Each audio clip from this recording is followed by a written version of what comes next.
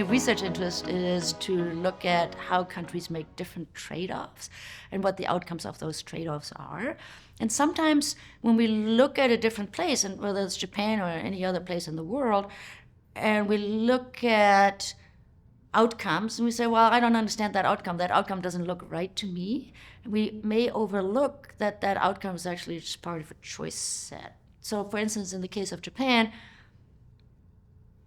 American observers often say, well, Japan hasn't had economic growth in 30 years, but that was a choice, that Japan preferred societal stability and a steady path through the economic problems caused by the burst of the bubble economy. That was a choice.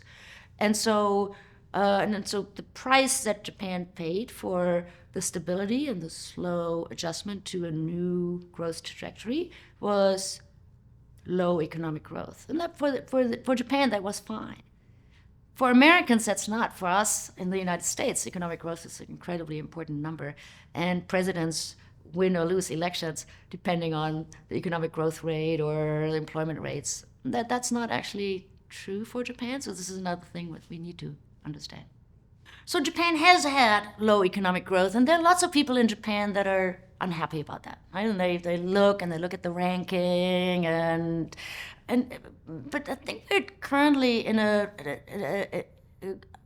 period where we're rethinking the value of economic growth, whether that's really the one goal that we should pursue.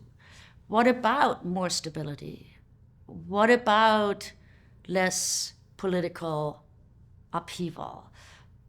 What about making choices for a safer society, even if that depresses corporate profitability?